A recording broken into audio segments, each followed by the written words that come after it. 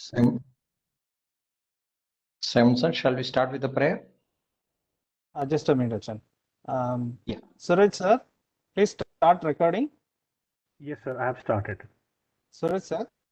Yes, sir. please I have started the recording. Achan, please start the prayer. Okay. Let us look to God in prayer. Gracious God, our Heavenly Father, thank you for this blessed afternoon. Thank you for giving us the opportunities, avenues, platforms, and scope, expanding our knowledge and to deepen our understanding. Lord, thank you for the institution that is giving us this platform to learn more and to expand the possibilities of research in new areas and the areas of our interest and for the benefit of the community. Gracious God, as we have come together again in this series of lectures, we submit our leaders who are enriching us with the knowledge. Lord, we thank you for providing us with such learned personalities and for giving them the possibilities and time to interact with us. We pray for each and every member who is participating. God, give us the wisdom to understand things in deep and to expand our skills so that it will become a benefit to our students, to the community, to the institution in large, and as a whole to the nation. Lord, as we move on to understand new things, give us the grace so that our mind and intellect be prepared to understand the things. We submit the whole session to your mighty hands, each and every one into your grace. We ask this prayer in the name of our Lord and Savior Jesus Christ. Amen. Thank you so much. Thank you, Achan. Thank you for the prayer. Very good afternoon, one and all present here. I take this opportunity to introduce today's speaker, Mr. Suraj. He is a senior application engineer at Design Tech System Limited. His main focus to train the faculty members, research scholars on Matlab products on their required applications. He is mainly working in machine learning, deep learning, and artificial intelligence applications. He has completed bachelor degree in electronics and telecommunication engineering and master degree in electronics and communication from Pune University. He has published 7 research papers in international journals and conference in the area of machine learning and deep learning. With these few words, I welcome Mr. Suraj to take over the section. Suraj sir, please start there. Thank you, Simon sir. And good afternoon, everyone. I hope I'm audible to all of you. Yes, sir, you're audible. Yes, sir. Please share your screen. Yeah. Thanks for the feedback, sir. So I'm sharing my screen. So let me know when it is visible to you. Is it visible? Yes. I guess you need to be a little louder. The audio is going down. Okay. Am I using a microphone? So I hope I'm audible now. Yes. It's a little better now. Okay, thanks for that. Okay, so today's agenda is about understandings of basics of signal processing and image processing using Matlab. So before that, I would like to just let you know about the QA session. So we will have a QA session in the end of this presentation. So we will have QA session for last 10 to 15 minutes, so I can discuss your questions. Meanwhile, if you have any questions, you can put your query in the chat box. So I'm sure chat box is enabled for everyone, for each participant. So we will discuss your query in the QA session. So yeah, thanks for that. So yeah, let's get started. So let's understand the industries. Okay, just let me hide this panel. I'm not sure how to do that.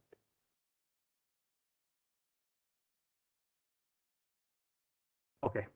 So industries that uses our tools, that is Matlab and Simulink. So there are many industries across, across the world, like aerospace and defense, automotive, biological sciences, biotech and pharmaceutical, communication, financial, energy production, electronics, railways, the biomedical, software and IoTs, the medical devices. So lots many industries that is using Matlab and its various tools. So, the most common tools like Matlab, data science tool, the MBD, that is model-based design tools, and so on. And where can you expect to use Matlab and Simulink? So there are many companies, which uses Matlab tool, as a platform for their development cycle, like Honeywell, Philips, Amazon, and so many companies to go with. So that is the industry requirement of Matlab and Simulink platform. So today's topic, as I already discussed, that is image processing and signal processing made easy with Matlab. So we are going to understand how we can use Matlab as a platform to implement image processing algorithm, how we can capture real-time image, how we can detect an object within image, how we can perform the edge detection, how we can pre-process the image. So that complete image analysis workflow we are going to understand today. And on top of that, we are also going to get started with signal processing algorithm, signal processing with Matlab, where I'll talk about some filtering techniques using Matlab. We will talk about how we can extract different types of frequencies out of a recorded audio signal, and how we can plot those data by using different methods like a time domain waveform, a time domain signal, the frequency domain, the power spectrum, and spectrograms, and so on. So that is the agenda. So first of all, we are going to get started with signal processing using Matlab. So before starting with the content, let me take you through the agenda. So we are going to get started with introduction to signal processing and analysis. I'll also take you through how we can access signal processing toolbox. What are the key features of signal processing toolbox? We'll also talk about signal generation and measurement by using Matlab live scripts. We will also talk about signal filtering using LiveScript approach and by using the filtering app approach as well. We'll also talk about how we can test, visualize, and pre-process signal, and how to analyze that particular signal over the various frequencies. So that is the agenda, so that we can get started with signal processing toolbox with Matlab. So let's understand how how we can access the signal processing toolbox. So before that, I would like to give you a short overview of what is Matlab and Simulink. I'm sure you all are aware of this Matlab and Simulink. So Matlab is a programming environment. It's a leading environment for technical computing. Yeah. So it's an industry standard tool, high-level programming language for algorithm development, data analysis, visualization, numerical computation, many more things to go. On top of that, we have Simulink. So Simulink is again, a graphical programming environment. So we can say it's a leading environment for modeling, simulating, implementing a dynamic and embedded system. Applications such as robotics, signal, communication, physical modeling, the control system, the aerospace, and so on. So that is what we have is Matlab and Simulink. So Matlab, we have a very first platform. We can say a basic platform provides you a programming environment. On top of that, we have Simulink and add-on toolboxes. So latest release of Matlab is release 2021A, and with that we have around 115 toolboxes, including Matlab and Simulink. So let's understand what are the key features that image processing toolbox, that signal processing toolbox provides you. So I'm so sorry for the the typo mistake here. It's a signal processing toolbox. So we can generate, visualize, and measure signal. So I have one demo on this in today's presentation. So we are going to see how we can generate the signal, how we can visualize the signal by using various methods, and how we can measure that particular signal by using different scaling approach. How we can, we can also perform signal transformation by using signal processing toolbox. So just give me a moment. I will just make the right changes there. That's my mistake. I'm very sorry for that. Yeah.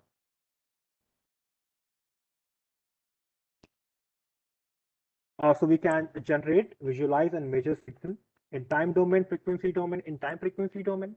We can transform signal. We can also design analog and digital filter. We can analyze the filter response, and we can implement a filter, and we can make them. We can make this filter, ready for deployment. We can design IR and FIR, both types of filter. We can also perform statistical signal measurement and data windowing function. Uh, Signal processing toolbox also supports a path spectral density estimation. We have algorithms for that. We can also provide, we can also integrate signal function with deep learning. If I want to go typically for signal classification, yeah. And we can also generate C and C++ code out of your signal processing toolbox, so that we can integrate that particular algorithm with a third-party software. Or else, if I want to target some hardware, for deployment purpose, I can also generate optimized C code ready for embedded systems. So these are the various key features which are, associated with a signal processing toolbox. And the latest release of Matlab is release 2021A. Yeah. So why analyze signal using Matlab? Why we should use Matlab for, for analyzing the signal for signal processing? So basically, Matlab makes signal analysis task easy. How? Because first of all, Matlab is an interactive environment. It's an interactive development environment which provides you a different type of scripting approach. We have LiveScript. So LiveScript is a very good combination of text, code, your different types of charts and everything. So that is a live environment, gives you a very good feeling of, interactive coding, we can say. So that's the reason why, we should adopt Matlab for, for visualizing signal. We can also make a use of different types of apps for signal analysis. Yeah. And there's another reason that Matlab is a high level language. It's an interactive development environment, which I've already covered. And you can easily share your analysis with others. How? We have Matlab report generator toolbox. So with the help of Matlab report generator, we can, we can publish our document in various file formats like PDF, HTML, XML, the Word document. So we can share with our colleagues. So that is, that is a very good advantage, with Matlab, that you can share your experiments with your colleagues and your friends and students. You don't really need a formal background in signal processing to analyze signals with Matlab and signal processing toolbox, because we have a readily available platform with Matlab, such as apps. Yeah, we can get started with apps. The only thing, you need to have a basic understanding of the tool, of the platform, and how to use it. And that's how you can get started. So that is why, you can adopt a signal, you can adopt a Matlab platform for analyzing signals. So let's understand signal analysis workflow. We can also call it a technical computing workflow. It is basically having three different verticals. A very first vertical is how we can access data. So how to access data in Matlab? So we can access data within Matlab environment from three different environments. The very first is files. So many times what happens now, if I'm doing a PhD, or if I'm doing some research, or if I'm implementing some, some application within Matlab environment, we download data from website. So we have, data in the form of ECG signals, for example. So many, there are various types of data aggregator available on, on the internet. We download data, and then we store that data into the local drive of the machine. It could be your init drive, right? So by using Matlab, we can access this data within Matlab environment. So we have, various functions for that. So we have one import tool within Matlab environment, which is available for data importing. Yeah. So so that is the first platform that we can access different types of offline data. Like MATLAB supports a text, .txt file, CSV, Excel, image, video, audio file. Yeah. So various types of data can be imported within MATLAB environment, and that is possible by using various functions, or you can also use import tool. Second, the second platform is the software. So basically, if I talk about the online data aggregation, because nowadays the world is all about a cloud, right? So everyone is storing their data on cloud. So even we talk about a Google, so all our emails, photos, videos, files get stored on Drive, a Google Drive, Google Photos Drive, right? So world is all about cloud, because a mobile phone, a mobile Android, a Android phone is having a limited storage space of 64 GB or 128 GB, right? So obviously, if your data exceeds 128 GB, you will not be able to store that data on the Android phone. So that's why we need some unlimited access, and we go for the cloud. So that is how, even in case of MATLAB environment, we can get connected with these clouds, and we can access the data in MATLAB environment. So second platform talks about the online resources for data, for data accessing. The first was the file, that is offline. Second is online, and third is hardware. Now, for example, I have sense like I have let's say a data acquisition card. It could be of any vendor. It could be of NI as well. So I have different sensors connected to that that card. And what I want to do is I want to monitor a temperature, humidity, a soil moisture of my field area. Now, what I want to do is I want to connect that, that I want to acquire that sensor data in MATLAB environment based on the timestamp. So how we can do that? We can use, MATLAB provides you a platform such as a data acquisition toolbox. So with the help of data acquisition toolbox, you can get connected with, with this sensor, with this hardware in real time, and you can acquire the real time data within MATLAB environment. If you have some camera connected to your machine on which you have installed MATLAB, you can also capture a live image, and you can import that image within MATLAB environment. So likewise, we can also capture a real-time data within MATLAB environment. So if I want to brief this data access part, we can access data from offline, online, and real-time environment. So once we import a data, the next vertical is explore and discover. So what we do in explore and discover, so we have to talk about, we basically, so if the data is coming from outside environment, we have to talk about different angle, right? So we may need to think about data analysis and modeling. Maybe if the data contains some missing value, we have to pre-process that, yeah, right? If the data set is having a very huge noise, we have to basically reduce the dimension of data. So we can perform some data transformation. Then we have to ultimately develop an algorithm, and then once the algorithm is developed, once your algorithm is been tested, proven, you can also generate standalone application, or you can also you can generate a graphical user interface out of that. So obviously, when you are going for a presentation, you are not going to execute the code in front of the examiner, right? I'm going to I'm going to develop a pretty beautiful a graphical user interface, a GUI, like we can say app out of there. So we can use a MATLAB app designer for creating an app. So that is about explore and discover. So once we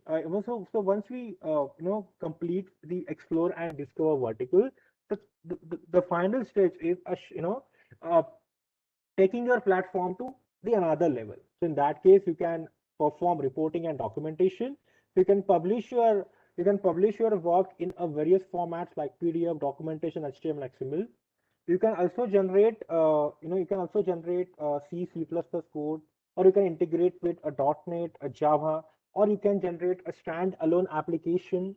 So that standalone application will work independently without a need of MATLAB software. The only thing is you require a MATLAB runtime environment for that. And the third thing is you can also target various hardware. Let's say I want to deploy my MATLAB code on some hardware such as Android phone or Raspberry Pi or Arduino board. I can also do that because MATLAB provides you an embedded coder toolbox. So with the help of embedded coder, you are able to, like generate, optimize a C code where, in that case, you can have a deployment on a various target hardware. So that is, that is a signal analysis workflow that is available with Matlab, and that is how we, we can access data, we explore and discover the data, we develop model, and at the end we can, we can share the model, we can generate app, or we can target some hardware in real time. That is called the signal analysis workflow, and same workflow is applicable for image analysis as well. Yeah. So because the next topic is image analysis, so the same workflow is applied in that case as well. So let's understand how we can generate signal and how we can measure the signal. So signal generation and measurement can be done in two parts. The first thing is we can generate commonly used signal. Yeah, so we can generate signal within Matlab itself by computing one equation, and we can plot that data. We can calculate, we can calculate a frequency domain signal. We can visualize signal by using spectrogram. And the second method is we can acquire and process real world signal by using camera, sensors, and so on. So let's first understand how to generate commonly used signal. So before that, I just would like to know any doubts so far. If you have any question, please type your question in the chat box. I'll definitely be reaching out to you in the end in the QA session. I hope I'm clearly audible to all of you. Yes, you are audible, sir. Thanks for the feedback. So let's get started with how we can generate a commonly used signal in Matlab. So I have a demo for you where I'm going to use a live script. So we will see how we can generate a signal and how we can plot that signal in time domain, frequency domain, and how we can plot the spectrogram of it. So that is one demo we'll see. So for that, I will switch to the Matlab environment, and this is the Matlab release 2021A that you can see on on my screen. Yeah, which is an interactive development environment. And yeah, so let's get started. So I'm going to use this live script. Yeah, and I was talking about how we can import data in Matlab, right? So we have this import data tool here. So with the help of this import data tool, so I can import various types of file by using this import data tool. So if you go through this recognized data file, so we have audio, we have some JPEG data. It supports different types of spreadsheets, text data, video, and so on. Yeah. So one tool can handle various types of data, and that's the beauty of import data tool. Yeah. So we will see one demo on how we can compute the FFT, the frequency Fourier transform of a signal. So for that, we'll create one signal, and then we'll compute the FFT, and then we'll plot that data. We'll plot that signal in time domain, frequency domain, and we'll also calculate the power spectrum for that. Yeah, by using spectrogram option. So here I'm generating a signal with sampling frequency of 50,000. Then we have this sampling period is 1 by fx, that is t. Then we have length of the signal, that is 10,000, and then we have calculated time vector. So that is those are the initial variable that we have defined here. And after that, I have I'm basically calculating it for a 3 different frequencies, so f1, f2, and f3, and along with I'm also putting the values of the amplitude. Yeah, so we have 3 signals here. Yeah, so we have 3 signal, and then we are calculating the final we are calculating the final FFT by adding these 3 signals. So what we are doing here, since this is a live script, so we have code section and we have output section.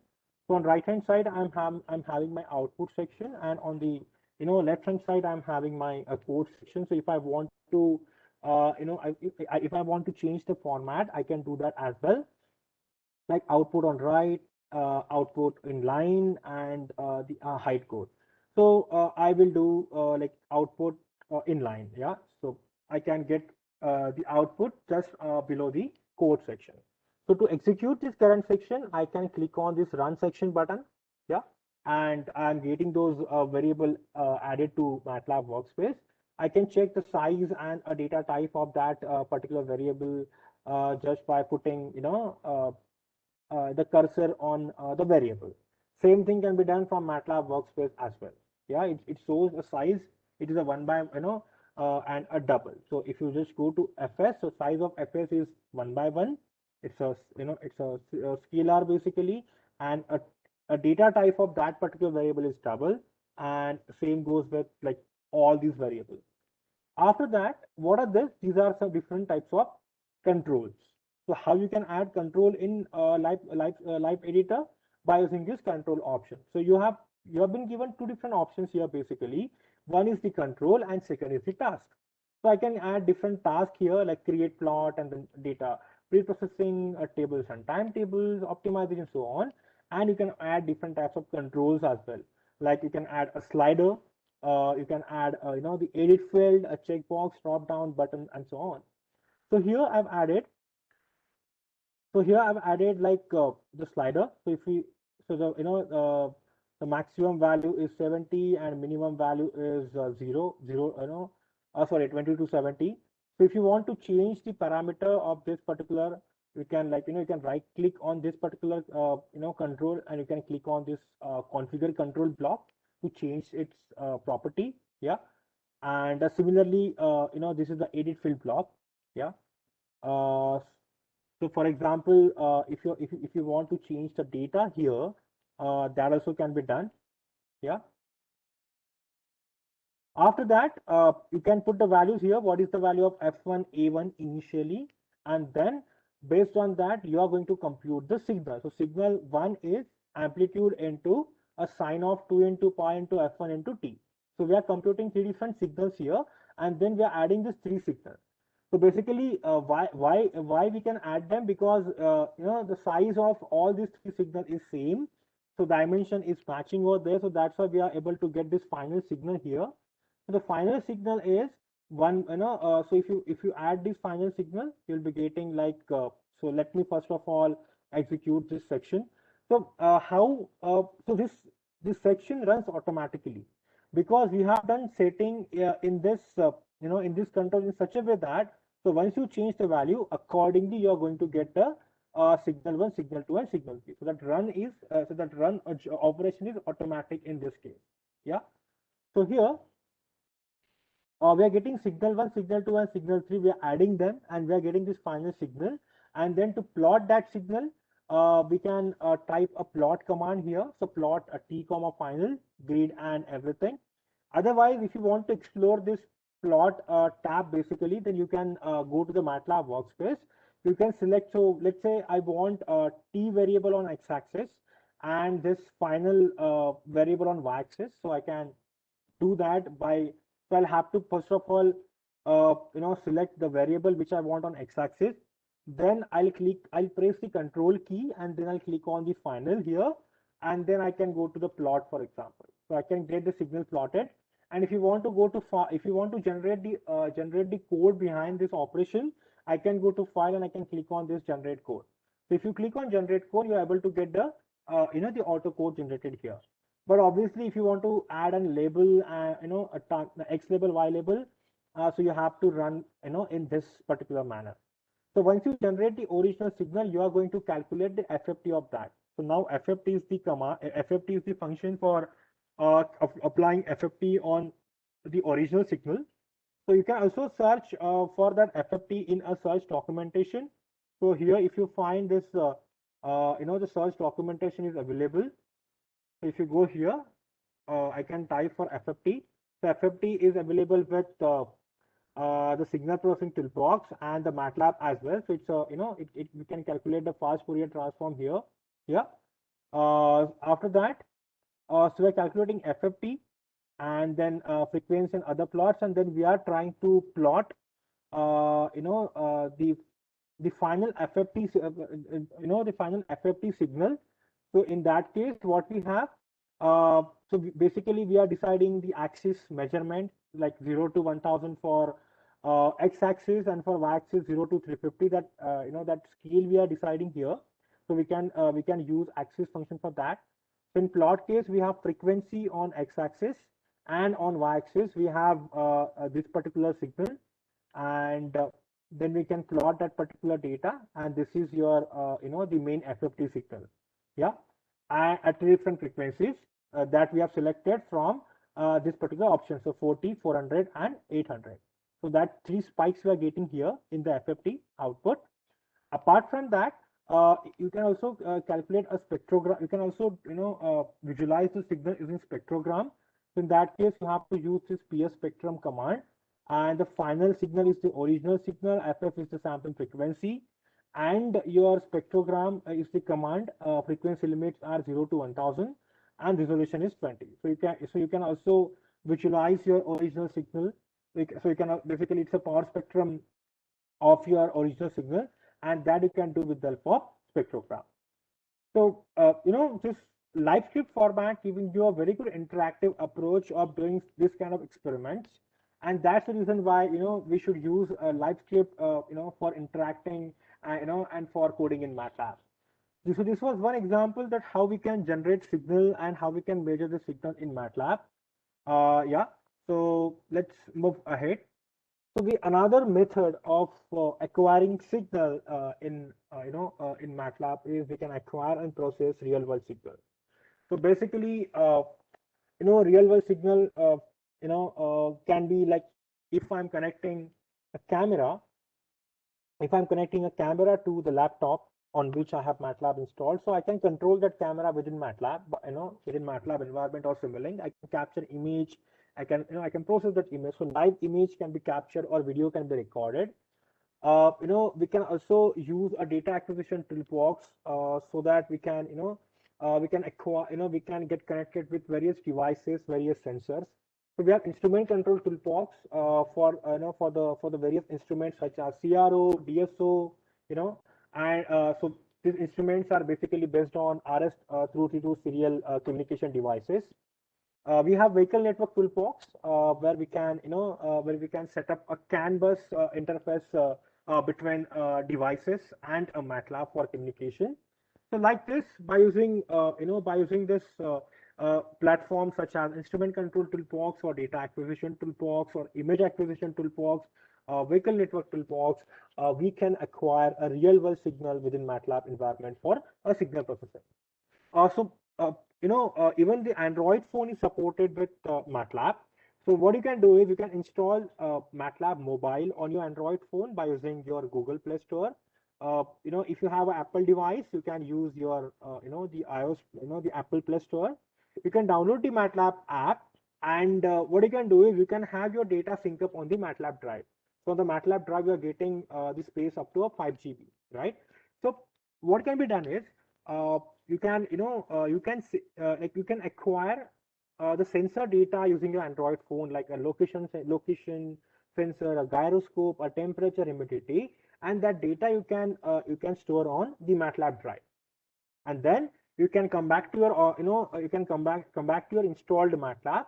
You can get connected with your Matlab drive, and you can import that data. You can access that data. So that is also the way that how we can acquire data from Android phone within Matlab environment. So that is how we can acquire real world signal for for different types of signal analysis. So let's also understand how we can perform signal filtering using various approaches. So here also I'm going to use LiveScript, and I'm also going to use an app that is a filter designer app. So let's understand how we can write a program using LiveScript for filter designing, and how we can use app for the same. So before starting with filter designing, I just would like to ask participants.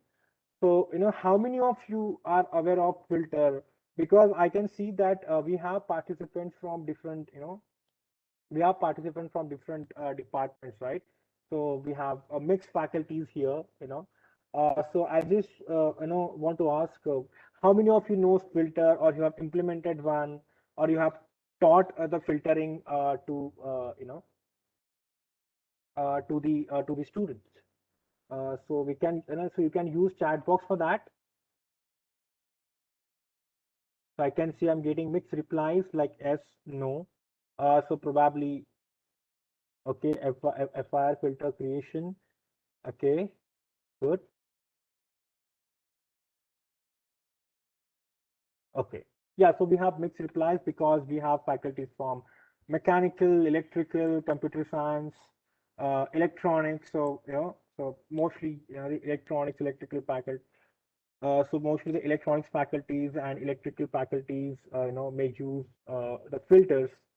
So let's get started. So let's see how we can, how we can design filter by using Matlab. So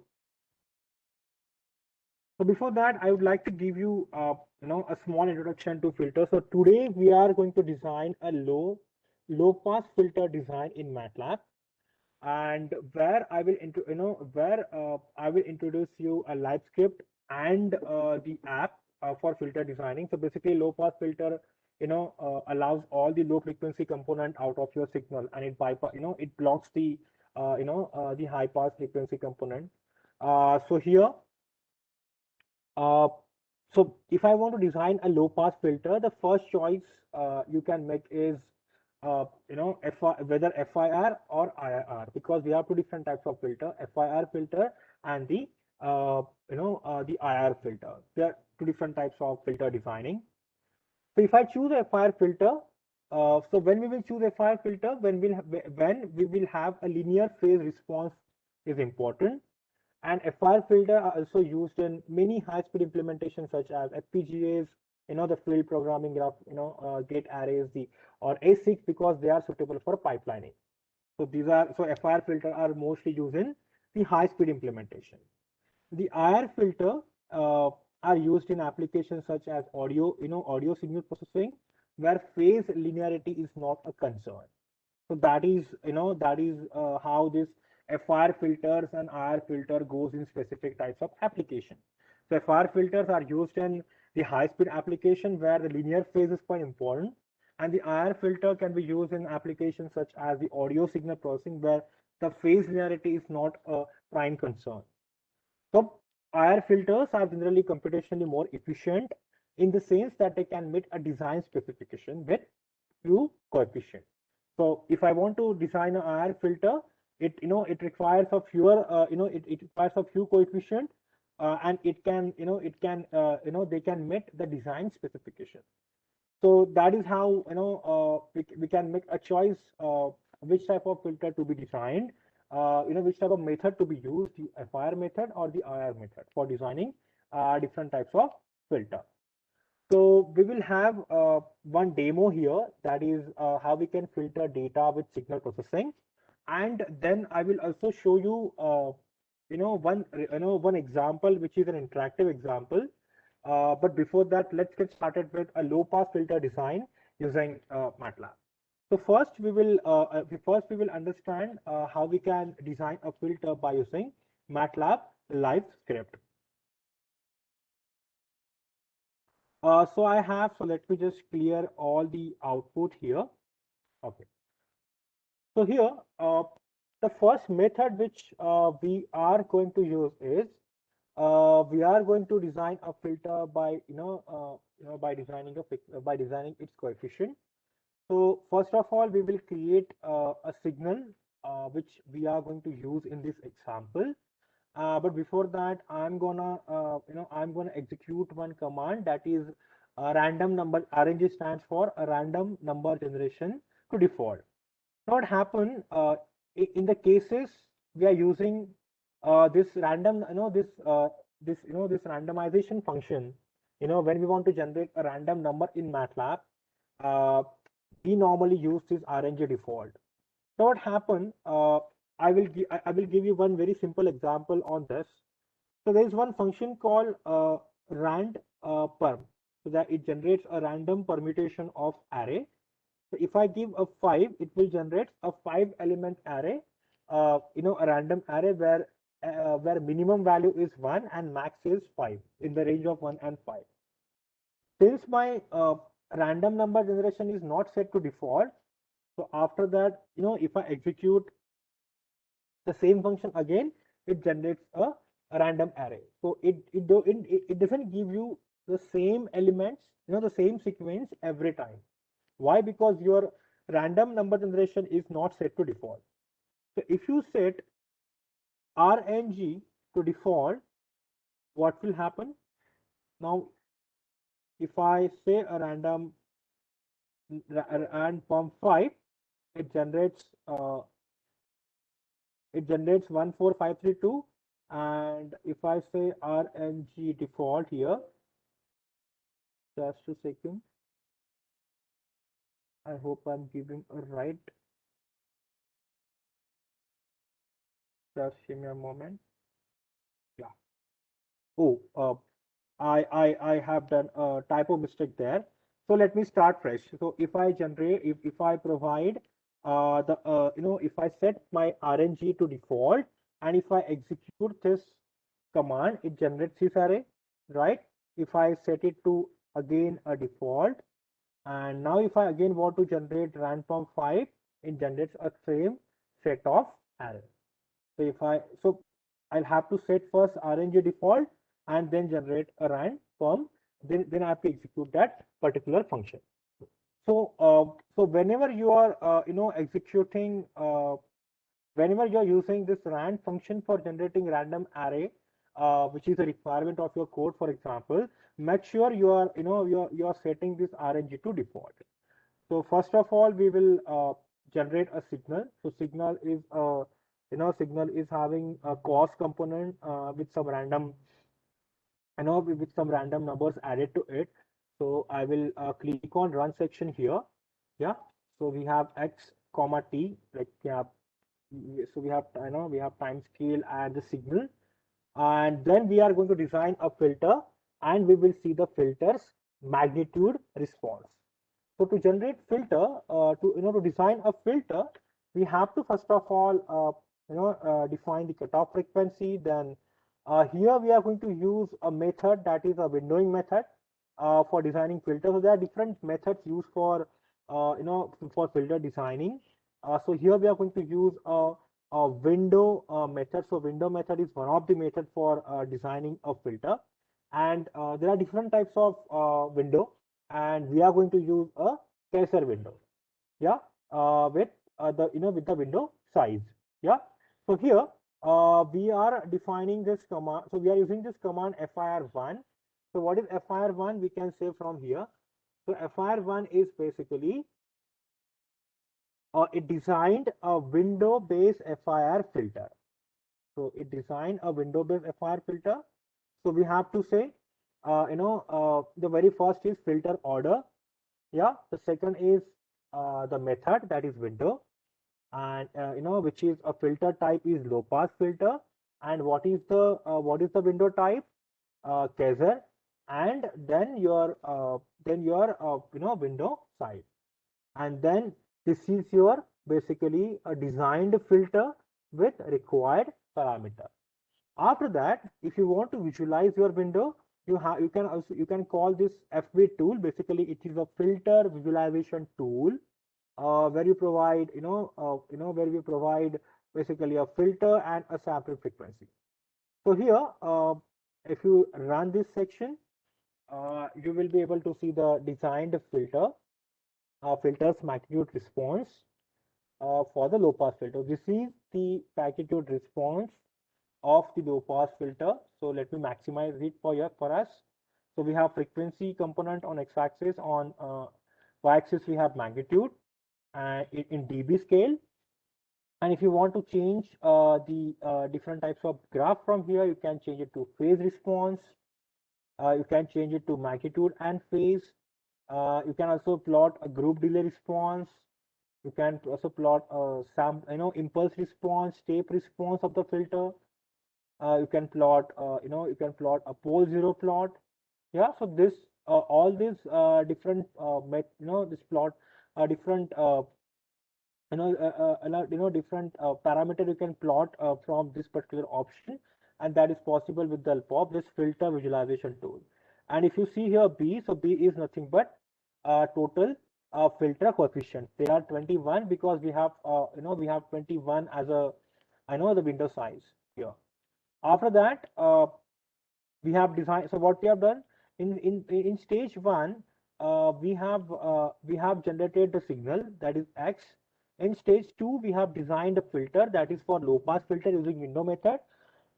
And in stage three, we have to perform filtering. So in that filtering, we have to call this filter command, and we are going to apply filter B on the original signal, which is X, right? So we have to do that.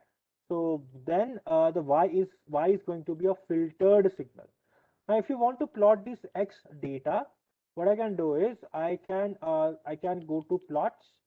I can click on this X and I can click on plot. So I can visualize the original signal. This is your original signal, as you can see. And if you put a data label anywhere, a data type anywhere here, this is a signal having such amplitude. Yeah. And now we will close this. So now what we will do, we will go to this particular command, and we will apply the low pass filter on signal X, and then we can plot that signal. So we have T scale on X axis, and we have this on Y axis we have the so we have basically original. So we are plotting original signal and and the filtered signal in the same plot. So X level we have time, and Y level we have amplitude, and legends are original signal and the filtered data. So let me click on this run section here.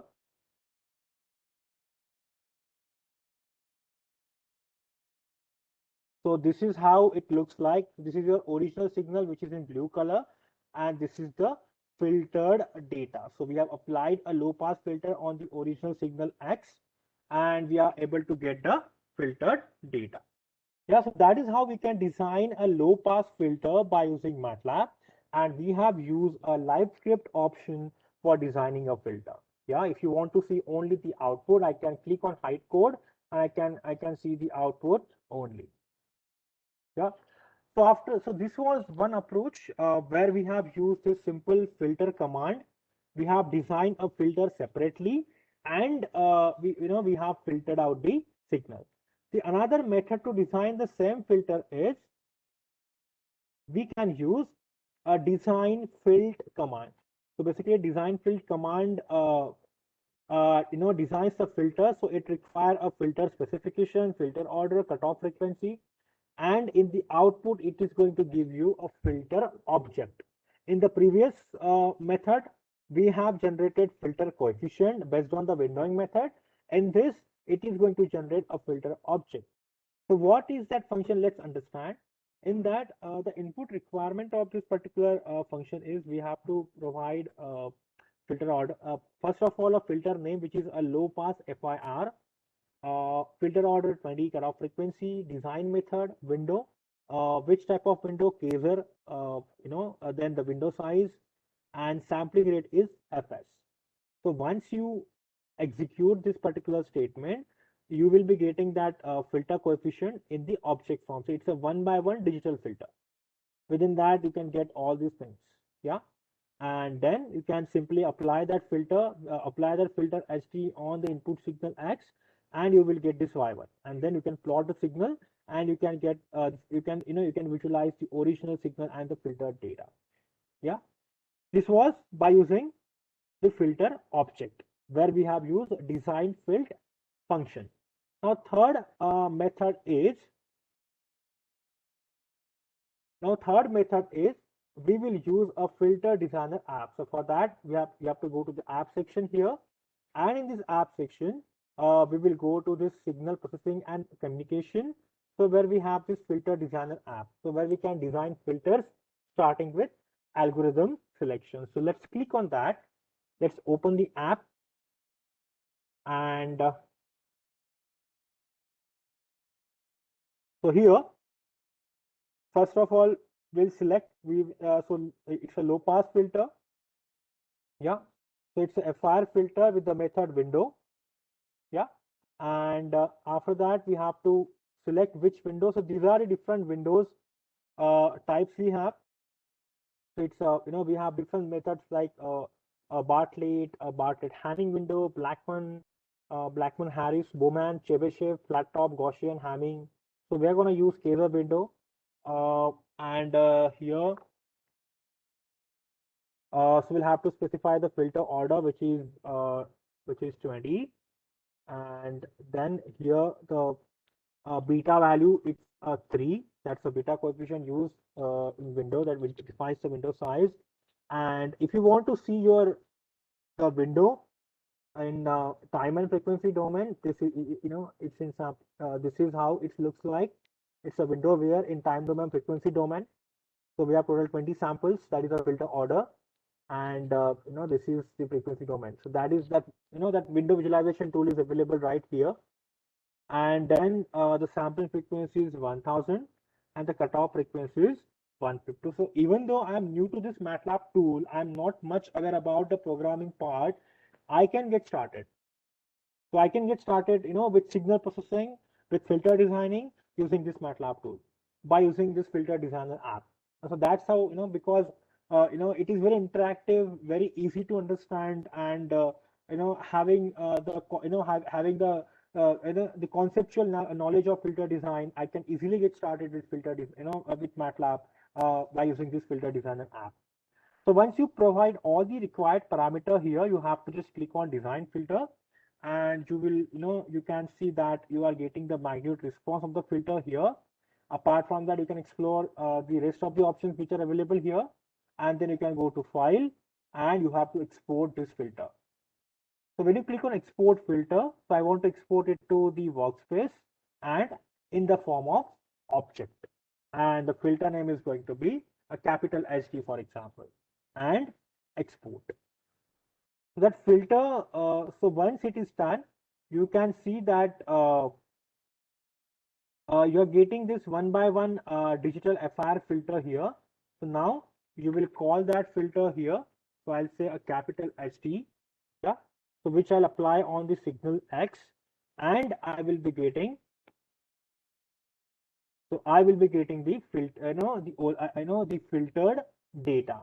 So here I can go to live editor and run section. I'm able to get the filtered signal. So that is how I can use, the Matlab. I can use LiveScript for designing filter in 3 different types. So we have generated filter coefficient, we have generated filter object, and we have used a filter designer app for for designing the filter. So we have used a low pass FR filter here, but as per your requirement, you can definitely explore this tools and functionalities. Going ahead with the the last topic in a signal processing section, that is how we can test, visualize, and pre-process signal, and how to analyze signal over the various frequencies. So here I am going to introduce you to the Signal Analyzer app basically. So the Signal Analyzer app is an interactive tool for visualizing, pre-processing, and measuring, analyzing, comparing signal in time domain, frequency domain, and in time frequency domain. So what are the benefits of this app? What all things you can perform using this app? You can easily access all the signal in Matlab workspace. You can smooth, you can apply various techniques on the signal like smoothing, filtering, resampling, detrending, duplication, extraction. You can rename signal easily without leaving this app. But all signal manipulation, signal processing can be done by using the same app. You can add and apply custom pre-processing functions which are available, within that environment. You can visualize and compare multiple waveform, spectrum, and persistence spectrogram and scaleogram even of the signal simultaneously. So at the same time, you can visualize the signal with in time domain, frequency domain, and time frequency domain. So that is a signal analyzer app which provide a very good way to work with many signals of varying durations at the same time and in the same view. So we have one quick example on this signal analyzer app, which which gives you a very good understanding of filtering and visualizing signal. So let me quickly switch to Matlab. So this example is basically about extract voices from a music signal. So I'm gonna play one music signal here, yeah, and I will, we are going to implement a basic digital music synthesizer for that signal. So basically, that music is about a traditional song with three voices arrangement with a sampling rate of 2000 hertz.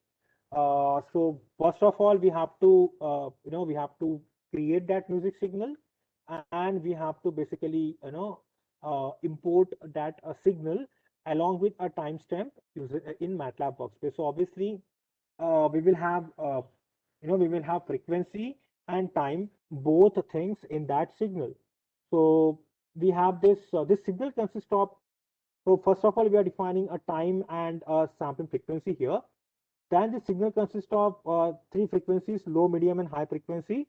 And then we are going to create that song here, as you can see. Yeah. And then we are adding that song with a with a timestamp. So that's why we are using this timetable command, so that we will get we will get a signal along with a along with a timestamp. So your final signal will look like this. So let me run this section. So this is your final tune having time and song. So this is your timestamp. That is at 0 second, the frequency is 0. At 0.0005 second, the frequency is 0.7839 hertz, and like that. So total we have 17,980 frequency samples in that, which consists of low, medium, and high frequency component. If you want to play the song, we'll have to execute the command, that is a sound. So sound in bracket song, which is a frequencies along with a sampling frequency. So now I'm going to play the song. If it is not if it is audible, you can type in the chat box yes. If it is not audible, you can say no.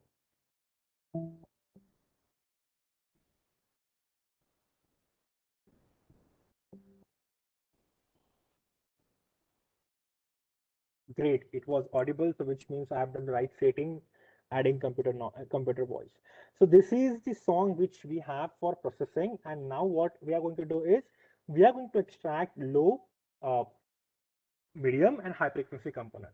So for that, we are going to use a signal analyzer app very quickly. So I will go to this app section here, and I'm gonna I'm gonna browse this signal analyzer app, which is available with this signal processing and communication. So this is your signal analyzer app, which we can see here.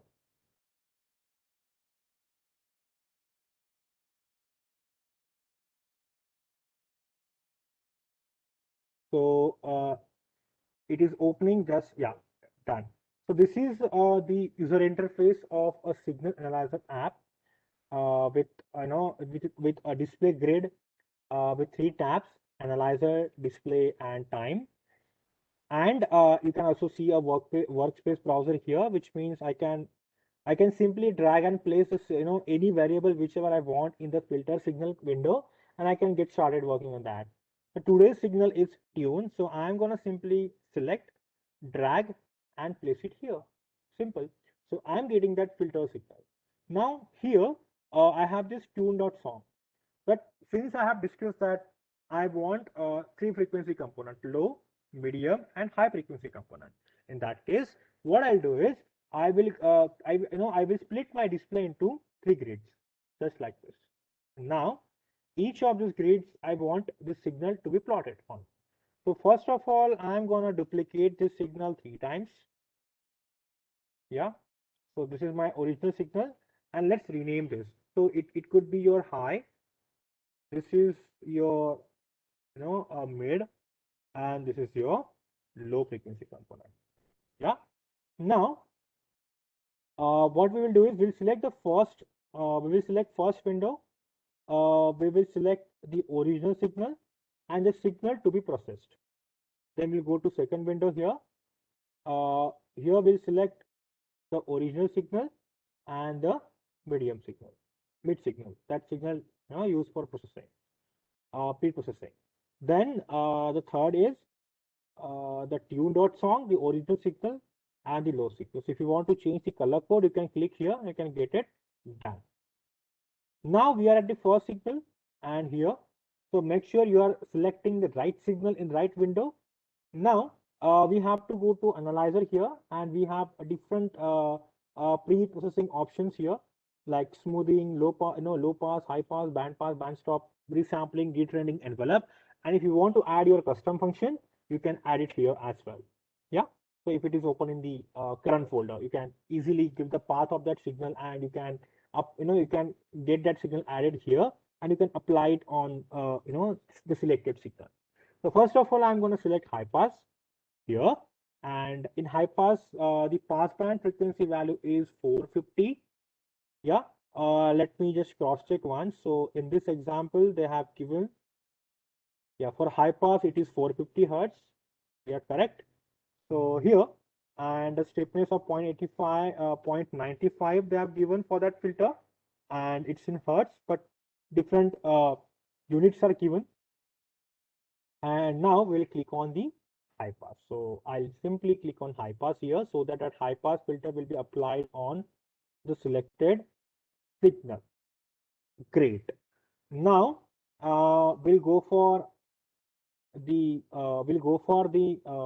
the second display grid, and here we will apply the band pass filter. So let me close this high pass, yeah, analyzer, and the band pass filter here. So enter value 250, I guess 230 to 450 hertz. Yeah, let me cross check once. 230 to 450, and with a stiffness of 0.95 here, and apply. So apply band pass filter on the selected signal. We are correct. Okay. Done. And next we will select the third signal, a low, and now we'll close this band pass. So how you can see how easy it is, that we are applying different methods, different filters on pre-processing the given signal. Yeah, and we're extracting the frequency component out of it. The third is a low pass, and here again the stiffness of 0.95, and the pass band frequency of 230. Low pass and close. We'll go to first signal here. Now I will go to the analyzer. I go to display, and I want to also add a spectrum. So this is your high pass frequency component. We are doing a time domain analysis and frequency domain analysis as well. So we are visualizing a signal in both environment. So this is your band pass, and this is your low pass. Yeah.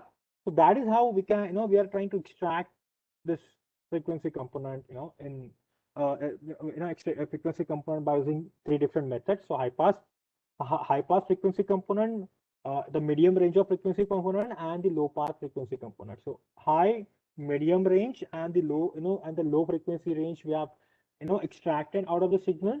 Now what we can do is, so if you want to like add another display grid, you can add it fourth one here, and here you can simply select a tune.song, and if you go to time frequency, you can analyze the signal in using spectrogram or scaleogram. So that's how you can visualize the signal. Yeah, and you can go to spectrogram, you can adjust the power limits, you can specify the overlap, and all these things. So that is how we can do that. Now we have to select all these signals, and we have to say export, because we want to export this data to Matlab workspace, and yeah, export to Matlab workspace and export. Okay, done. So this is how we can use a signal analyzer app for for analyzing signal, or you can pre-process it as well. So let me now close the signal analyzer tool here.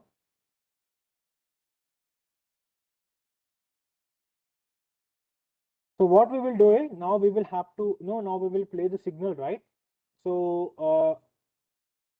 so to play, so if you want to if you want to visualize this power spectrum again in Matlab, you can do like this. So I'll have to do small changes here. So the changes will be like capital L. So because MATLAB is case sensitive, obviously, and here mid this particular, and here this is basically the high. Yeah, and evaluate section command window. So this is your I just want this. Okay. So this is your the power spectrum for 3 different frequencies, as you can see here. Yeah. At the same time, you can hear these frequencies. So I'll have to say low comma low dot with a pause of 5 seconds. So here we want mid. So mid M capital. So mid dot mid, and here it should be high dot high, comma S. Yeah, and now we will play the frequencies individually. First low, then medium, and then high. Low frequency, medium frequencies, high frequencies.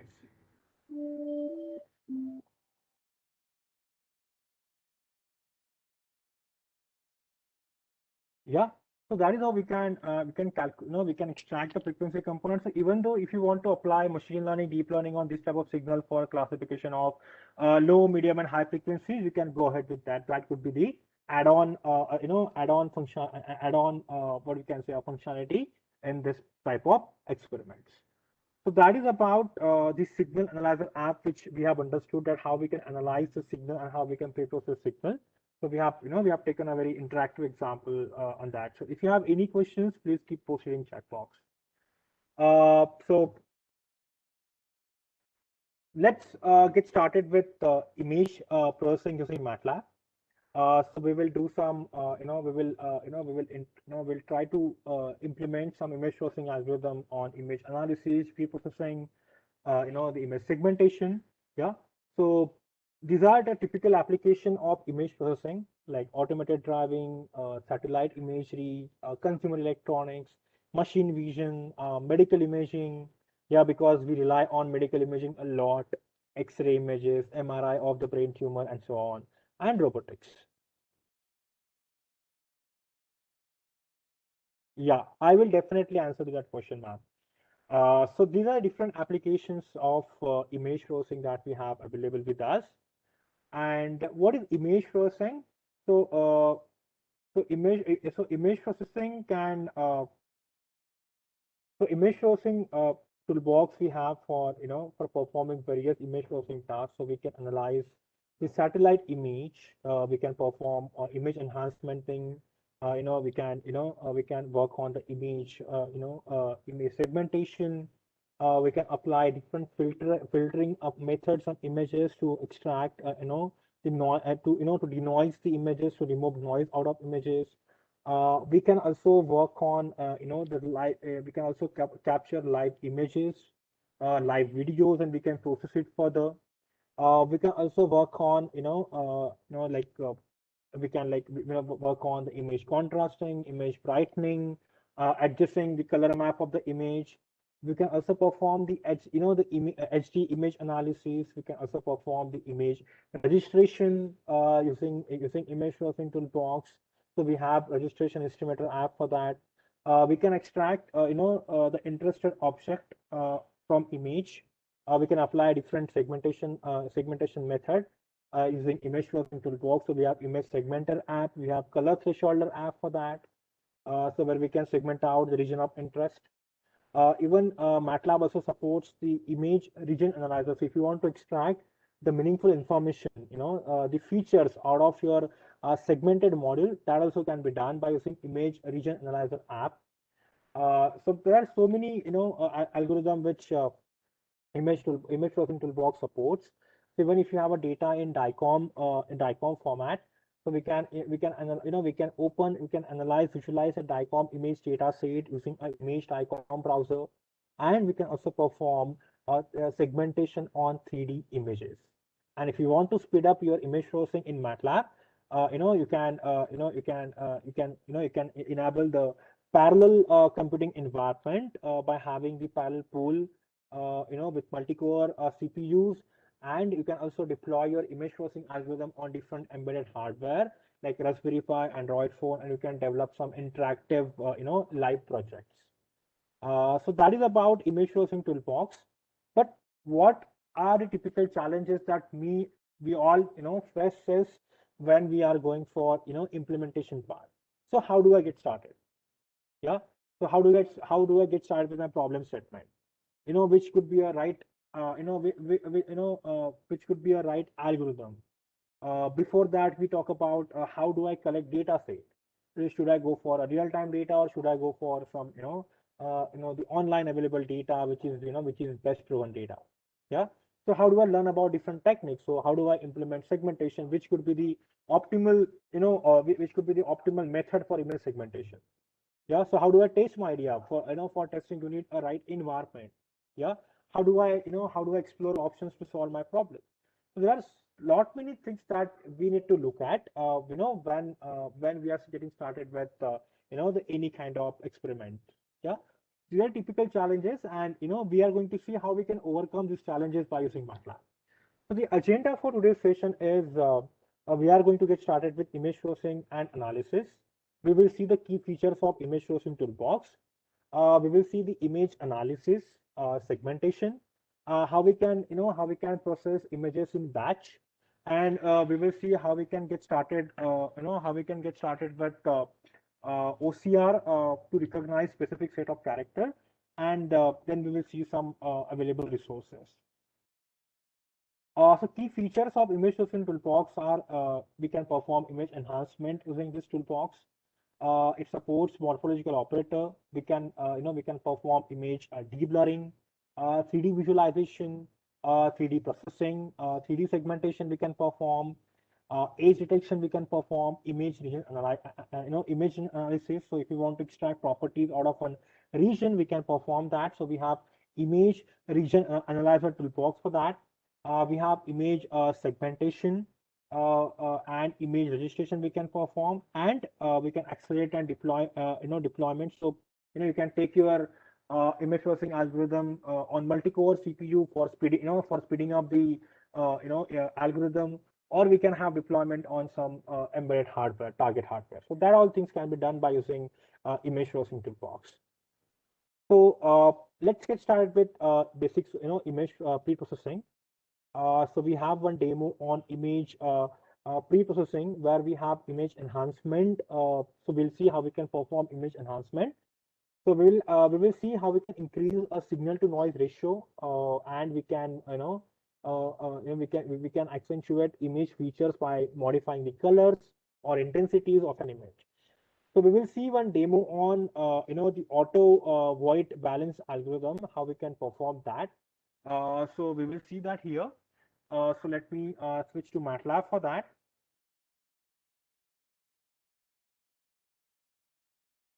So basically, this example shows how to estimate the illumination and how we can perform the white balances of a scene using three different illumination algorithms.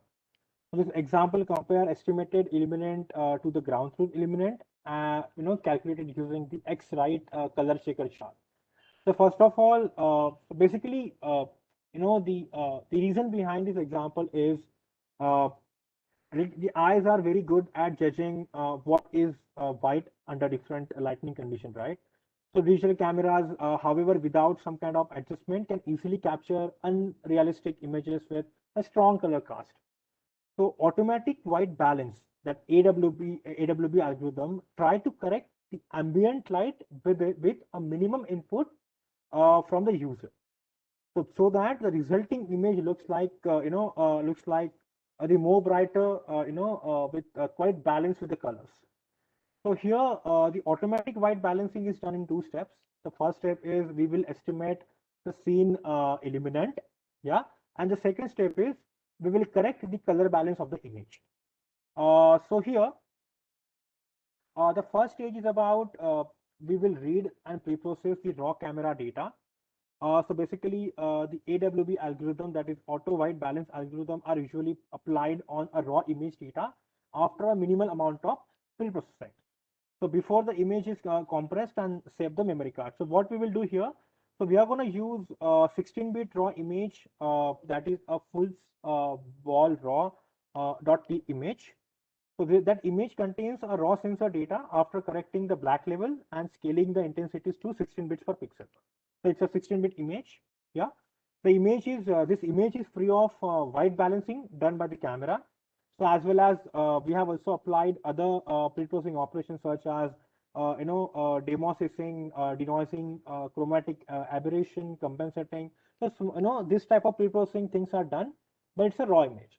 So because the requirement of AWB algorithm is it should be a raw image with some general pre-processing. So we will import this image here. So we'll click on run section. And if you want to visualize this image, you can go to apps, and I can go to this image viewer here. I can go to file, import from workspace, and yes, we can visualize the image. So this image looks something like this.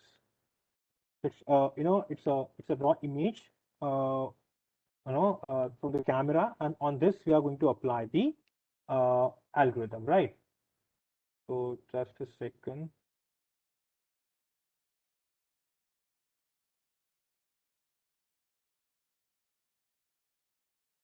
Okay. After that, we will interpolate this image to recover missing color information. So basically, why we are doing this? Because a digital cameras uses a color filter array superimposed on imaging sensor, to simulate color vision, so that each pixel is sensitive to either red, green, or blue, or RGB kind of thing. So to recover missing color information at every pixel, we have to interpolate using a function that is a a demo site function. Yeah, I will definitely answer that question. We are using this demo site function so to recover the missing color information at every pixel. So that is basically based on the interpolation. So here the Bayer pattern used by the cameras, the camera from which we have captured this image, that camera is using the Bayer pattern. Bayer pattern. So that camera is basically a Canon EOS 30D camera, which is a RGB camera. So we will basically apply this demosite function. So to recover the missing color information here, and let me do that here and run section. So now if you see the image looks like image viewer, file, import from workspace, and A. So image looks bit better. So we have what we have done, we have recovered the missing color information. Now the third stage is a gamma correct image for detection and display. So that is the method we are trying to apply here, and that is, we can also say the auto AWB algorithm. Yeah. So here so basically the image A contains the linear RGB value. So linear RGB values are appropriate for estimating scene, illuminant, and correcting the color balance of an image. So here we are going to use the lean to RGB function, so that we can get the gamma correct image, and we can get the better the white balancing of the image. So we will apply that particular function here. So that gamma correct that gamma correct method try to remove the that redundant information, and gives the proper auto white balancing mode. So here I will go to live editor and click on the run section, and then we can display both the images, that is the demo that the interpolated image and the gamma corrected image. So original image before and after a gamma correction image. So that is how we can use the AWB algorithm in Matlab, which has these two methods. Yeah, that's interpolate to recover missing information, and then gamma correct image for detection and display. So we can so we can adjust the auto we can have this auto white balancing within an image. So that is how we can perform image enhancement within an image. Yeah. Let's see how we can detect an object within an image. So we have demo 2 on image analysis. So we can extract meaningful information from image, such as we can find shapes, we can count objects, we can identify colors, and we can also measure object properties.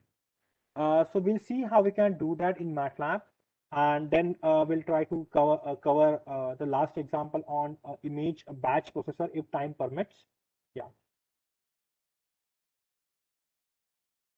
So here, so this example basically shows how to automatically detect circles or circular objects in an image, and how we can visualize the detected circle. The image which I'm taking is a color chips.png. That's a so let me just clear all output. Yeah, so that is image we are taking. That's a .png image. And if you want to see what all image formats this Matlab supports, you can go to this import tool and recognize data file, and you can go to this image option. So it supports a JPEG format, a .png format, .TIFF format. Yeah, so all the formats of the image it supports, and you can import that image data in Matlab. Yeah. So let me click on run section. So I'll go to live editor and I'll click on run and advance, so that I can execute this section and I can automatically switch to the new section. So I'll click on run and advance here. So step 2 is, so this is the image, and we have to detect all these circular objects of different color. So we have loaded the image. So you can see there are chips of different colors which have different contrast with respect to the background, right? So on the end, the blue and red ones have strong contrast that you can see. So on the other end, some yellow chips that do not contrast well with the background. So what we have to do is, first of all, we have to determine the radius range for searching circle. We'll have to we'll have to find the appropriate radius range of the circle using a command called a draw line. Then we'll fix the position, and we'll calculate a diameter. So what we will do is, first of all, we will run this section, and this window pop-ups, and now we have to draw a diameter. So I'll yeah. So as you can see, the diameter is around 47.1699. So we have achieved that by using this draw line function, and then we have set the position. Once we draw the line, we have to set the position, and then we have to we have to get that position and calculate the diameter. So the length of the line ROI is the diameter of the chip. Yeah. So typical chips have diameter in the range of 40 to 50 centimeter, 40 to 50 pixels. So this unit is pixel. So after that, the third step is we'll have to initialize attempt to find circle. So in this case, we are going to first of all convert an image to a gray. Yeah. So why that?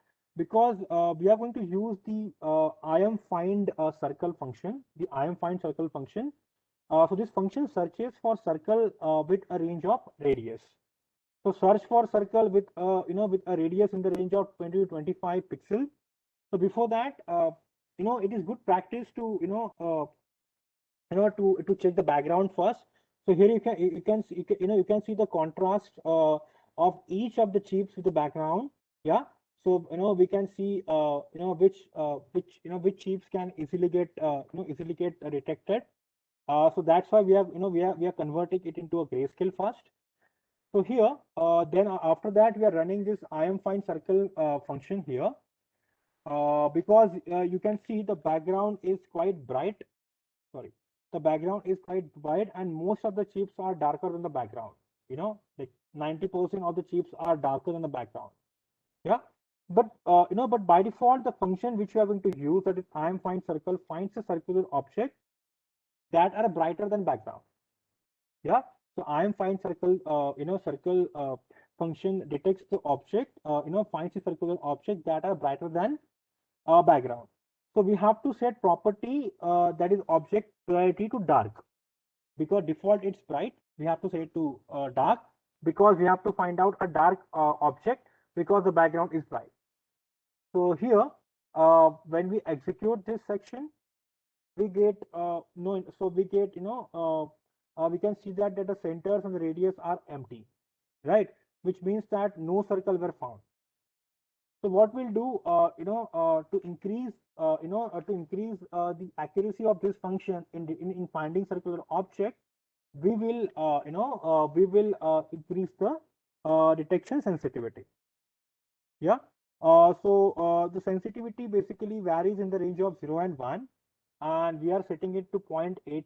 We are setting it to we are setting it to 0.9, and let's see how it detects the how it finds the circle. So here we will run the section, and we can see some circles are been detected, and now we will draw this centers and radius on the image by using this particular command, and we will see how many circles are being detected. So let's click on run section here. Yeah. So here you can see the circle centers seem correctly positioned, and the corresponding radius seem to match well to the actual chip. So we are getting few circles are correctly detected. So let's try increasing sensitivity, and let's see how we can get better result out of this. So what we are doing is I am increasing that sensitivity to 0.92. So here what I'll do is I'll I will again calculate a center and radius with the 0.92 sensitivity, and then I'm applying this to, so I'm deleting the previously drawn circle, and I'm plotting the new data on that image, and I can see that I'm getting more circles plotted.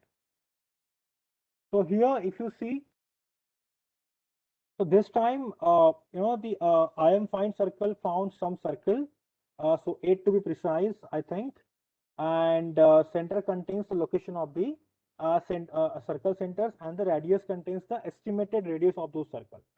Yeah. Now we will use the second method.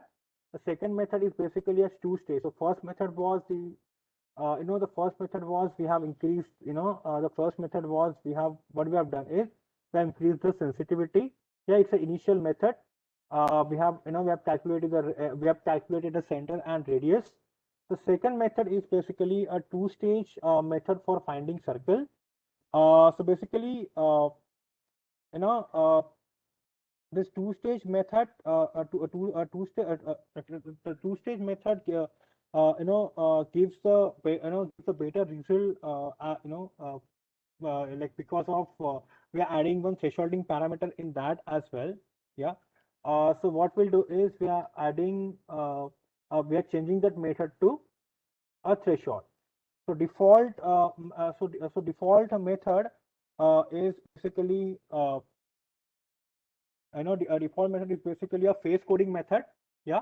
And so we have done with the phase coding method, and we can see we are getting a good result, but we can compare the result of phase coding method with a two-stage method. So here we are changing that method to two-stage, and we will calculate the circle, and we'll try to plot that circle on on the given image. So here we can see two-stage method is detecting more circle. Now let's compare to a phase coding method.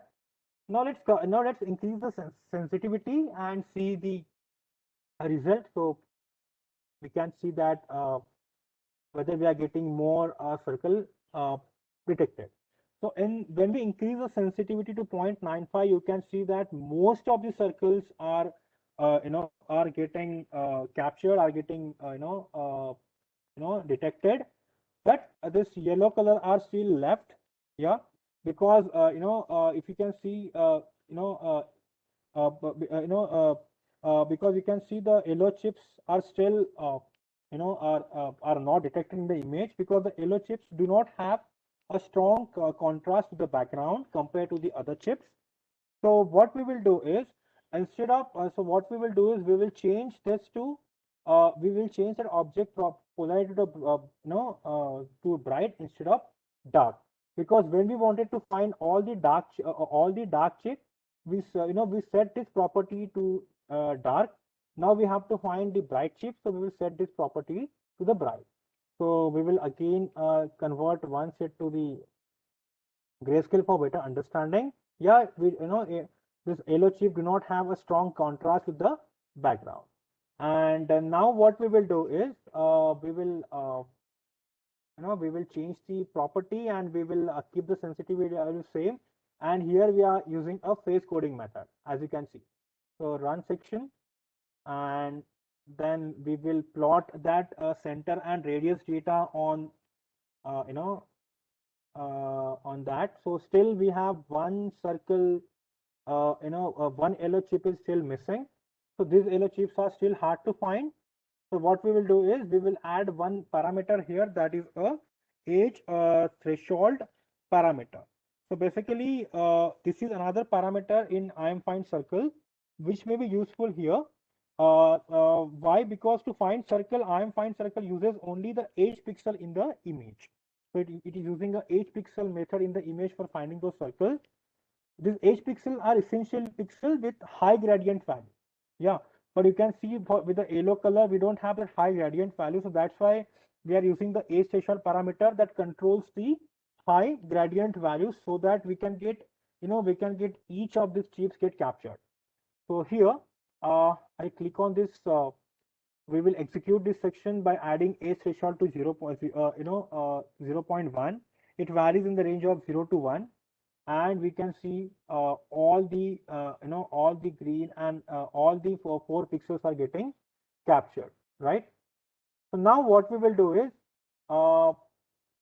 we will add we will add both the method. We will add both the background together, that is dark and bright circle together, and we will plot the entire image data. So here, as you can see, so we have used phase coding method, we have used a two-stage method, we have increased the sensitivity, and when it was required, we have used the age threshold method to control the to control the gradient value, and we are able to plot. We are able to define each and every circle within an image. So so that is how we can use this find circle function. Like, this is one of the functions that we have, and we can set different properties of this function to to different values to to have the better to have the better result, and we can analyze the image completely. So that is how we can perform the age, that is how we can perform the object detection, age detection within an image. That was one demo on image analysis that we have learned so far. So I'm going to share the link of all this example with you, maybe in the chat box, or Harish can share with you. Not to worry about that. Yeah.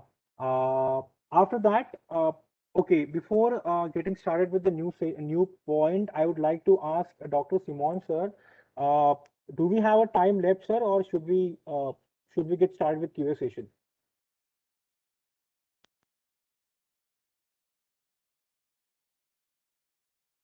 Yeah, Simon, sir.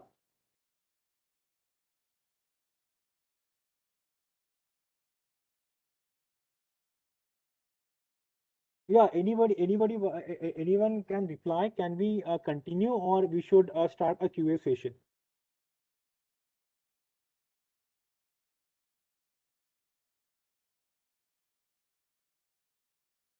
I hope I'm audible. Continue. Okay.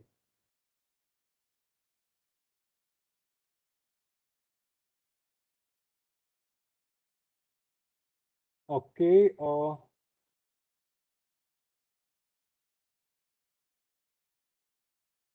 Okay, I have one last example basically. Then we can, we can start QA session. Yeah, so that is, I think we should definitely look at.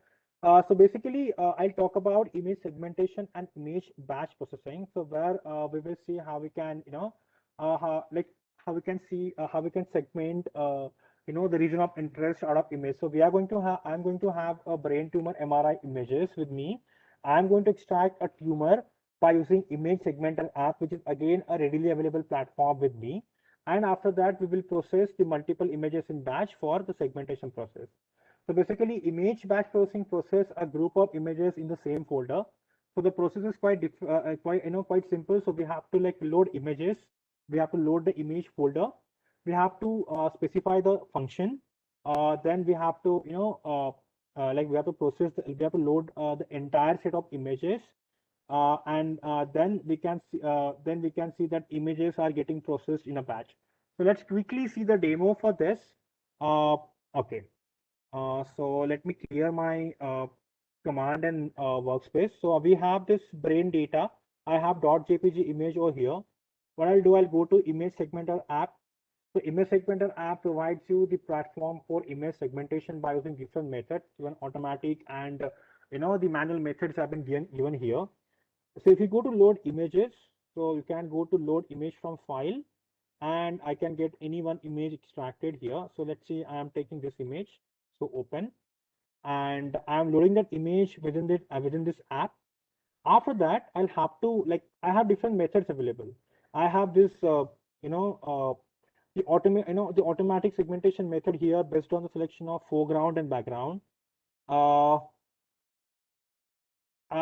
I will show you the online version very quickly. They are available. You can definitely use Matlab online for that. Otherwise, we have this manual segmentation method where you can draw something, where you can draw something on the image, and you can get the segmentation done. Yeah, like this. So this is your segmented portion, and if you see the binary, you can see the black and white portion. Yeah. So that is how you can perform the segmentation by using different different ROIs. But we will use a GraphCon option here, which is an automatic segmentation method. So what I'll do is I'll have to first of all select foreground. So foreground is going to be your main tumor. So this is my foreground, and this is my background. So based on the intensities, it is going to select the foreground and the background. And if I see, I am getting my tumor extracted. Yeah, and I can go to I can click on create mask to fix that, to finalize that segmentation selection. And again, I have different options present here. If I want to go for morphology, I have different options present here for the morphological operations like dilution, erosion, open mask, close mask. At the same time, I have active contour algorithm here, which what it does, it fills the hole, it smooths the edges. It gives you it basically smoothing out your image. So I will I will apply this region-based active contour algorithm with 100 iterations. So I'll click on the evolve option here. You can see how it is getting evolved and apply. So if you see, this is your segmented portion. So your main tumor is getting segmented right here. Yeah. So then you can go to export. Again, you in the export, you have two options. You can generate Matlab function. So which means you can see how this image segmented app is, we can see generating this, how we can it is detecting or segmenting the portion, the image. So we can click on generate function to understand the code behind that. We can save this right here. Yeah, we can save this as a function file in this particular format. And after that, if you want to export this image data, you can go to export data. Yeah, you can go to OK, click on OK, and what you can do is you can done with the segmentation method. So likewise, you can explore the image segmenter app for for the segmentation of region of interest by using automatic segmentation method and by using some by drawing some region of interest. So apart from that, we have one more app called a region analyzer app. So if you click on a signal, if you click on a image region analyzer, you're able to extract the properties of the image. So you have to click on load image. So load image from workspace. And the input requirement of this app, that it has to be a logical image only, a binary image only, and okay. And here, since my main region of interest is this much of portion only, so if you click on this area, this belongs to this. 2412 represents this region, and 1456 represents this region. So what I can do is I can go to filter. I can filter out my area in between 1457. Yeah. So it is 1457 to 2412. So I'm able to get my final segmented image along with all the filter properties like area, eccentricity, orientations, and so on. So that is how I can extract the properties. I can extract filters out of this, and I can also export my image to the main Matlab workspace, and I can also generate the function for the same. Yeah. So that is how I can use different apps in image processing for segmentation, feature feature extraction. We can analyze each of the region in the image. After that, let's talk about the final app, which is image batch processing here. So here, if you click on load images, we have to provide the folder path, which is desktop, presentation, HT, and demo. In that, I have this brain data load. So I'm loading the images. Then I have function file stored that is for segmentation, so which I'm going to call here. So basically, you have to specify the function file. So I'm going to browse for that function file, and then I can click on process all. So once I click on process all, that segment image function file will be applied on all the images, and you will be getting segmentation done. So which means you don't need to write a program in a for loop and everything. A simple image batch processor platform is going to work for you, and which speed up the process. If you click on show, this is your original image, this is your output. If you click here, so this image is not that much clear. If you click here, you can see the segmentation is getting done, and for this you can see segmentation is getting done. Yeah, so that is how we can use image batch processor for for processing images in a batch. So you can use you can apply different functions on the images to get your job done. So that is how we can use this image processing toolbox for implementing interactive live image processing projects. So there is one topic on OCR, so I can share the OCR links with you. When we will share the resources with you, because we are going to share all the study materials with you along with the PPT. So that time I can put an example on this in that study material. So there are some information. We have self-paced courses available at Matlab Academy. You can type Matlab Academy on Google. You can log in by using Hindustan domain email ID, and you can get access to all the on-ramp courses, which and the some advanced courses available. Yeah, you can get started with on-ramp courses such as Matlab on-ramp, Simulink on-ramp, and signal processing on-ramp. Additional resources which you can access are some case studies, videos, and tutorials. We have given links in this PPT as well. You can also get connected on the Matlab Central, to get support from different Matlab experts across the world wide. And this is the DIY. Yeah. Suresh, sorry to interrupt you. Simon sir has just rejoined the meeting due to some network issues. Could you please make Simon Raj as the panelist? Okay. Yeah, I'll do that. All right. Thank you.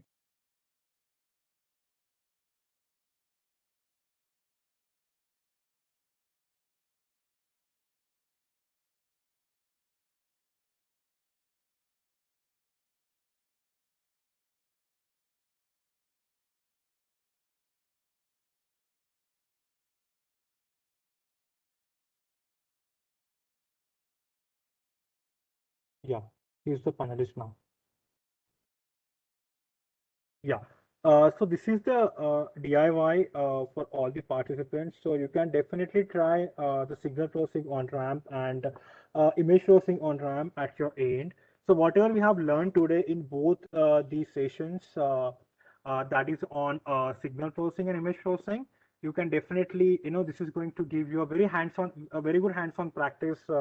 And these are completely self-paced courses which you can try at your end, and you'll be getting certificate, once you finish these courses. So that's it from my end, and we can, now we can have a Q&A session for next 15 minutes. I'm so sorry. I've taken extra 15 minutes. I know the time was 4:30 that I should be, I should wrap up on. Okay, but we can have the Q&A session for next 5 to 7 minutes. So you can type your question in the chat box, and I can see few questions are already there. Yeah. So meanwhile, I would like to share the feedback form link. Just give me a moment.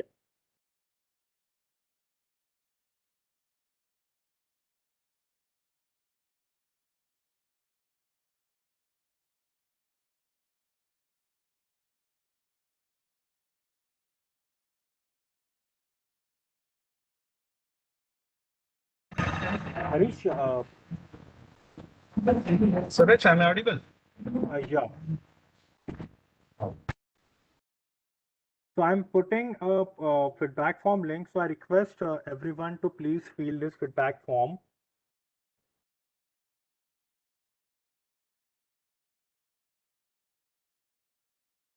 Yeah, Harish, you're audible. Yeah.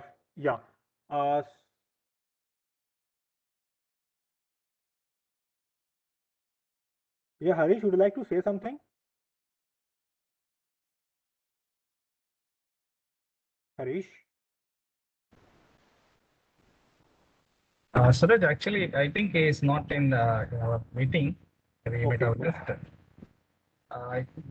You can send and you can answer the questions through chat box or through mail. Please share your email ID in your chat box so that they can send their doubts in the email. You can answer later.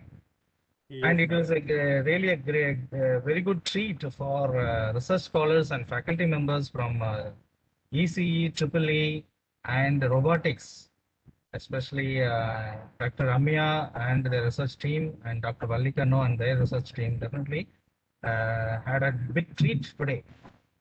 Oh, and thank you. Coming to mathematics department, you mentioned some FFT, fast Fourier transform, I guess. Next week, the topic is on Fourier transform and Z transform. If you can combine these mathematical functions and its application to signal processing and image processing. Who is going to handle the next week session? So me only. I'm going to be the host. Okay. Then it will be nice. So mathematics department research scholars and faculty members, next week will be a great treat for us. Be on time next week. I take this opportunity to thank today's speaker Suraj for giving a wonderful treat for our research scholars and faculty members. And also I would like to thank all the MathWorks team members for attending, for taking the initiative to conduct the program. I was taking the opportunity to thank our management, Dr. Elizabeth Varghese, Chancellor, Dr. Anand Varghese, Pro-Chancellor, Mr. Ashok, Director, and Dr. Vice Chancellor, Dr. Sridhara, and other faculty members who attended this program, not only faculty members and research scholars. Thank you all. Thank you. See you on next Tuesday for the Matlab Lab 1 and Lab 2 for second year students. Thank you so much all. Thank you, Suresh sir. Please text me. Please text me in WhatsApp. I would like to talk to you. We have a separate meeting on 19th. 19th afternoon 2:30. Thank you, Suresh. Thank you so much. Thank you. And I request everyone to please post your query. You can email your queries to me on my email ID. We will definitely have discussion over there. I can definitely reply back to you on that. Thank you. Definitely they will reply. They will. They have many questions. They will send you. Your email box will be full by today evening. I definitely would like to have that. Okay, thank you everyone. Thanks Simon sir for the opportunity, and good evening. Thank you. Bye sir. Bye. Thank you. I have posted my email ID, Vallikano. You please check my, you please check the chat box. I'll again post it. Oh, sorry, I did it privately. Just a second, I'm sending it for everyone. By mistake, it happened privately. Okay. Now you all can see my email ID. You can use that. Thank you. Thank you, sir. Thank you. See you on next meeting on 19th. Yes, Bye. definitely. Bye.